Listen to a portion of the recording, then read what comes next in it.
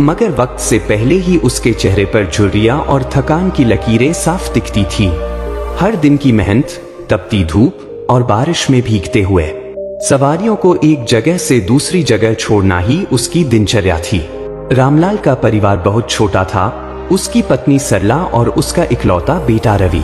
सरला एक साधारण गृहिणी थी जो दिन भर घर के कामकाज में लगी रहती और जो भी थोड़ा बहुत पैसा रामलाल कमा कर लाता उसी में घर चलाने की कोशिश करती। खाने में कभी चावल दाल मिल जाता तो कभी सूखी रोटी से ही दिन गुजारने पड़ते। लेकिन रामलाल की सबसे बड़ी चिंता थी उसका बेटा रवि। वह चाहता था कि उसका बेटा पढ़ लिख कर बड़ा आदमी बने, जिससे वह और उसका परिवार इस गरीबी के दलदल से बाहर निकल सके। यह सपना उसकी आंखों में एक लौ की तरह जलता रहता था। रामलाल भले ही कम पढ़ा लिखा था, लेकिन उसे शिक्षा का महत्व पता था। इसलिए उसने अपनी कमाई का बड़ा हिस्सा रवि की पढ़ाई में लगाने का फैसला किया। वह चाहता था कि उसका बेटा स्कूल जाए, अच्छे से पढ़ाई करे और आगे बढ़े। लेकिन यह इतना आसान नहीं था। स्कूल की फीस, किताबें, यूनिफॉर्म सब कुछ पैसों से ही आता था और रामलाल के पास पैसे की हमेशा तंगी रहती थी। रवि समझदार बच्चा था। उसे अपने पिता की मेहनत और घर की हालत का पूरा एहसास था। वह देखता था कि कैसे उसके पिता सुबह से लेकर रात तक रिक्शा चलाते हैं, कैसे उनकी हथेलियों में गहरे छाले पड़ जाते हैं और कैसे कभी कभी उन्हें खाने के लिए सिर्फ सूखी रोटी ही मिलती है। एक दिन जब रामलाल रिक्शा चलाकर घर लौटा तो रवि उसके पास बैठ गया और धीरे से बोला, पिताजी, मैं पढ़ाई छोड़ना चाहता हूँ। रामलाल चौंक गया। क्या? ये तू क्या कह रहा है बेटा? रवि की आंखों में आंसू थे। पिताजी, मैं देख रहा हूँ कि मेरी फीस देने के लिए आपको कितनी मेहनत करनी पड़ती है। कभी पेट भर खाना नहीं मिलता, कभी दिन रात रिक्शा चलाते रहते हैं। मैं यह सब नहीं देख सकता। मैं पढ़ाई छोड़ दूंगा और कोई काम कर लूंगा ताकि घर का खर्चा चल सके। रामलाल की आंखों में एक अलग ही जज्बा दिखा। उसने अपने बेटे के कंधे पर हाथ रखा और प्यार से बोला, बेटा, तुझे पढ़ाई करनी ही होगी। यह मेरा सपना है कि तू एक बड़ा आदमी बने और यह सपना मैं अधूरा नहीं छोड़ सकता। मैं चाहे जितनी मेहनत कर लूं, तू बस मन लगाकर पढ़ाई कर। अगर तू हार मान जाएगा तो हमारा परिवार कभी इस गरीबी से बाहर नहीं निकल पाएगा। सरला भी पास आकर बोली, रवि बेटा, तेरे पिता की यही ख्वाहिश है। हम भूखे रह लेंगे लेकिन तेरी पढ़ाई में कोई कमी नहीं आने देंगे। रवि ने माँ पिता की बात सुनी और अपनी आंखों के आंसू पोंछकर बोला, ठीक है पिताजी, मैं पढ़ाई करूंगा। आप देखना, एक दिन मैं आपकी मेहनत का पूरा फल दूंगा। इसके बाद रामलाल ने और भी ज्यादा मेहनत करनी शुरू कर दी। वह सुबह सबसे पहले अपने रिक्शे को धो पोंछ कर तैयार करता और फिर निकल पड़ता कमाने। कभी कोई ग्राहक अच्छी सवारी देता तो कभी कोई किराया कम करवाने की जिद करता, मगर उसे इन सब बातों से फर्क नहीं पड़ता था, क्योंकि उसके दिल में सिर्फ एक ही बात थी, अपने बेटे को पढ़ाना। रवि भी अपनी पढ़ाई में पूरी तरह से जुट गया। वह हर दिन स्कूल जाता, घंटों तक पढ़ाई करता और परीक्षा में अच्छे अंक लाने की पूरी कोशिश करता। समय बीतता गया। रवि अब स्कूल के सबसे होशियार छात्रों में से एक बन चुका था। हर परीक्षा में वह अव्वल आता। स्कूल में टीचर उसकी मेहनत देखकर उसकी तारीफ करते थे। एक दिन स्कूल के हेडमास्टर ने रामलाल को बुलाया और बोले, रामलाल जी, आपका बेटा बहुत होनहार है। इसकी पढ़ाई के लिए अगर आपको कोई मदद चाहिए तो हम तैयार हैं। रामलाल की आंखों में खुशी के आंसू आ गए। वह जानता था कि उसकी मेहनत रंग ला रही है। उसने खुद से वादा किया कि चाहे कुछ भी हो जाए, वह अपने बेटे को पढ़ने से नहीं रोकेगा। रवि अब स्कूल के आखिरी साल में था और उसने ठान लिया था कि वह सिर्फ पढ़ाई नहीं करेगा बल्कि कुछ बड़ा करेगा।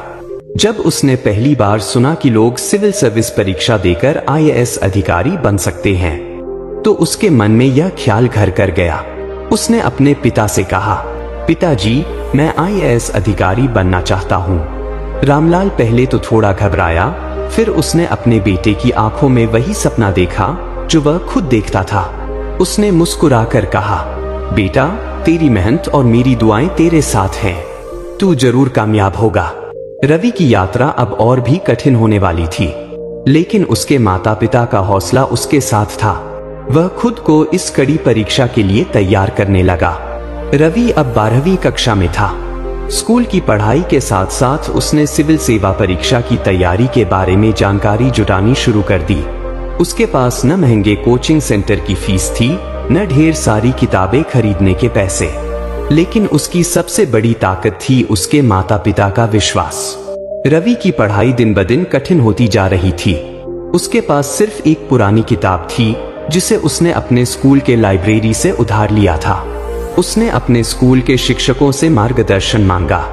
वे भी जानते थे कि रवि बहुत मेहनती छात्र है, इसलिए उन्होंने उसे जितनी मदद हो सकती थी उतनी दी। इधर रामलाल पहले से भी ज्यादा मेहनत करने लगा।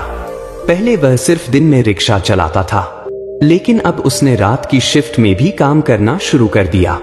वह सुबह 5 बजे घर से निकलता और रात के 11 बजे थका मांदा घर लौटता। एक दिन सरला ने परेशान होकर कहा, इतनी मेहनत मत करो रामलाल, तुम बीमार पड़ जाओगे। रामलाल ने मुस्कुराते हुए जवाब दिया, सरला, जब रवि बड़ा आदमी बन जाएगा तब मैं चैन की नींद सोऊंगा, अभी नहीं। रवि के लिए यह परीक्षा सिर्फ एक परीक्षा नहीं थी, बल्कि उसके भविष्य की पहली सीढ़ी थी। उसने जी जान लगाकर पढ़ाई की। दिन रात खाना पीना सब भूलकर वह किताबों में डूबा रहता। उसके पिता की मेहनत और उसकी माँ का प्यार उसकी सबसे बड़ी ताकत थे। जब परीक्षा के नतीजे आए तो पूरे स्कूल में रवि का नाम गूंज उठा। उसने जिले में टॉप किया था। रामलाल की खुशी का ठिकाना नहीं था। उसकी आंखों में आंसू थे, लेकिन ये खुशी के आंसू थे। उसने अपने बेटे को गले लगाकर कहा, तूने मेरा सिर गर्व से ऊंचा कर दिया बेटा। रवि की इस सफलता के बाद उसे एक अच्छे कॉलेज में दाखिला मिल गया। हालांकि कॉलेज की फीस एक बड़ी समस्या थी, लेकिन स्कूल के हेडमास्टर ने उसकी प्रतिभा को देखते हुए कुछ छात्रवृत्तियां दिलवाने में मदद की। इसके अलावा रामलाल ने और ज्यादा मेहनत करनी शुरू कर दी। कॉलेज में आते ही रवि ने सिविल सर्विस परीक्षा की तैयारी शुरू कर दी। उसके पास इंटरनेट नहीं था, नहीं कोई गाइडेंस, लेकिन उसने अपने पुराने स्कूल के शिक्षकों से मदद ली और पुरानी किताबों और लाइब्रेरी के सहारे तैयारी करने लगा। परिवार की स्थिति दिन ब दिन कठिन होती जा रही थी। रामलाल अब बूढ़ा हो चला था, उसकी सेहत भी बिगड़ने लगी थी, लेकिन उसने अपने बेटे की पढ़ाई के लिए खुद को रोकने नहीं दिया। एक दिन जब रवि रात को पढ़ाई कर रहा था, उसने अपने पिता को खांसते हुए देखा। उसने दौड़कर उनका हाथ पकड़ा और बोला, पिताजी, आप इतना काम मत किया करो, आपकी तबीयत बिगड़ती जा रही है। रामलाल ने हंसते हुए कहा, बेटा, अब थोड़ा सा ही बचा है, जब तू IAS बन जाएगा तब मैं आराम करूंगा। रवि की आंखें नम हो गईं। कई साल की कड़ी मेहनत के बाद आखिरकार वह दिन आ गया जब रवि ने पहली बार सिविल सेवा परीक्षा दी। लेकिन जब नतीजे आए तो उसका नाम सूची में नहीं था। वह फेल हो गया था। रवि को लगा कि जैसे सारी मेहनत बेकार हो गई। वह निराश होकर अपने कमरे में बैठा रहा, खाना भी नहीं खाया। उसे लग रहा था कि उसने अपने पिता की उम्मीदों को तोड़ दिया। रामलाल को जब यह पता चला तो वह चुपचाप उसके पास आया और उसके सिर पर हाथ रखा। बेटा, हारने से डरने वाले लोग कभी जीतते नहीं। यह सिर्फ एक परीक्षा थी, असली परीक्षा तो जीवन की होती है। तेरा सपना अभी खत्म नहीं हुआ, तुझे फिर से कोशिश करनी होगी। रवि ने अपने पिता की ओर देखा। उनकी आंखों में हार का नामो निशान तक नहीं था। रवि ने खुद को संभाला और फिर से तैयारी में जुट गया। रवि ने इस बार पहले से भी ज्यादा मेहनत की। दिन रात पढ़ाई करता, नोट्स बनाता, घंटों तक बिना रुके पढ़ता। लेकिन जब दूसरे प्रयास का नतीजा आया, फिर से असफलता। अब वह और भी ज्यादा निराश हो गया। उसे लगने लगा कि शायद वह IAS बनने के काबिल नहीं है। उसने अपने पिता से कहा, पिताजी, अब मुझसे नहीं होगा, शायद मैं IAS नहीं बन सकता। रामलाल ने उसकी बात ध्यान से सुनी और फिर बोले, बेटा, जब मैं तुझे रिक्शे पर स्कूल छोड़ने जाता था तो कई बार ऐसा होता था कि रास्ते में टायर पंचर हो जाता था। क्या मैं वहीं रुक जाता था? नहीं, मैं टायर ठीक करता था और फिर से चलता था। असफलता भी वैसी ही होती है। तुझे बस अपने टायर ठीक करने हैं, फिर से चलने के लिए। रवि को अपने पिता की बात समझ आ गई।